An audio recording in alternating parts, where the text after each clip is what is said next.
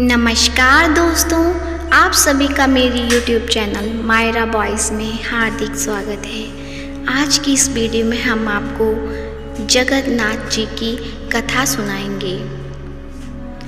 राजा इंद्रद्युम्न ने बनवाया था यहाँ का मंदिर। राजा इंद्रद्युम्न मालवा का राजा था, जिनके पिता का नाम भारत और माता सुमति था। राजा इंद्रद्युम्न को सपने में हुए थे जगन्नाथ जी के दर्शन। कई ग्रंथों में राजा इंद्रद्युम्न और उनके यज्ञ के बारे में विस्तार से लिखा है। उन्होंने यहाँ कई विशाल यज्ञ किए और एक सरोवर बनवाया।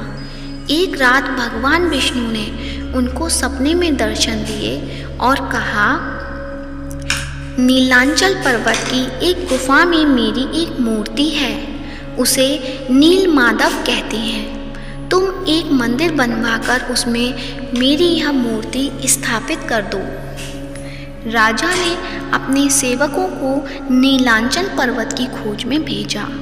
उसमें से एक था ब्राह्मण विद्यापति। विद्यापति ने सुन रखा था कि सबर कबीले के लोग नील माधव की पूजा करते हैं और उन्होंने अपने देवता की इस मूर्ति को नीलांचल पर्वत की गुफा में छुपा रखा है।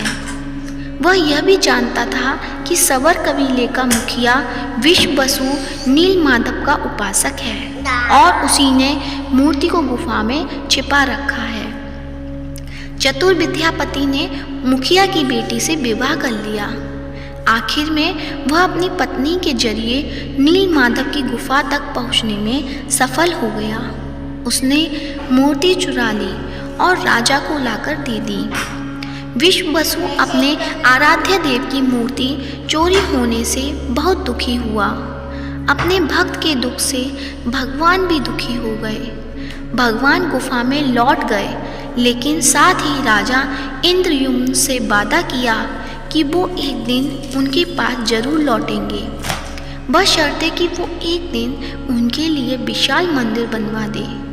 राजा ने मंदिर बनवा दिया और भगवान विष्णु से मंदिर में विराजमान होने के लिए कहा।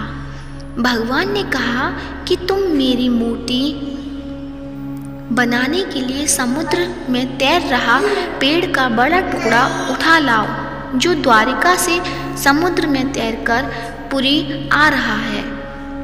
राजा के सेवकों ने उस पेड़ के टुकड़े को तो ढूंढ लिया, लेकिन सब लोग मिलकर भी उस पेड़ को नहीं उठा पाए। तब राजा को समझ आ गया कि नील माधव के अनन्य भक्त सवर कबीले के मुखिया विश्ववसु की ही सहायता लेना पड़ेगी। सब उस सबक हैरान रह गए जब विश्ववसु काफी भारी भरकम लकड़ी को उठाकर मंदिर तक ले गए। अब बारी थी लकड़ी से भगवान की मूर्ति गढ़ने की। राजा के कारीगरों ने लाख कोशिश कर ली, लेकिन कोई भी लकड़ी में एक छेनी तक नहीं लगा सका। तब तीनों लोग के कुशल कारीगर भगवान विश्वकर्मा एक बूढ़े व्यक्ति का रूप धारण कर आए।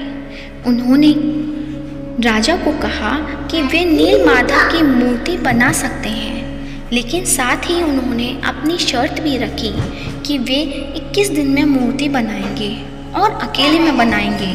कोई उनको बनाते हुए नहीं देख सकता। उनकी शर्त मान ली गई।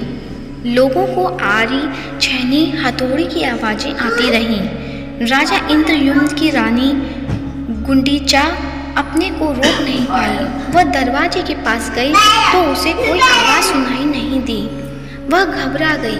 उसे लगा बूढ़ा कारीगर मर गया है। उसने राजा को इसकी सूचना दी।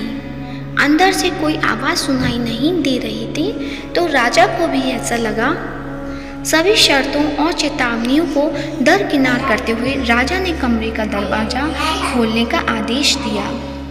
जैसे ही कमरा खोला गया तो बूढ़ा व्यक्ति गायब था और उसमें 3 अधूरी मूर्तियाँ मिली। भगवान नील माधव और उनके भाई के छोटे छोटे हाथ बने थे, लेकिन उनकी टांगें नहीं, जबकि सुभद्रा के हाथ पांव बनाए ही नहीं गए थे। राजा ने इसे भगवान की इच्छा मानकर इन्हीं अधूरी मूर्तियों को स्थापित कर दिया। तब से लेकर आज तक तीनों भाई बहन इसी रूप में विद्यमान हैं। दोस्तों, कथा कैसी लगी? कथा अच्छी लगी है तो वीडियो को लाइक कीजिए, शेयर कीजिए और कमेंट कीजिए। और यदि आप मेरे चैनल पे नए हैं तो चैनल को सब्सक्राइब करें। धन्यवाद।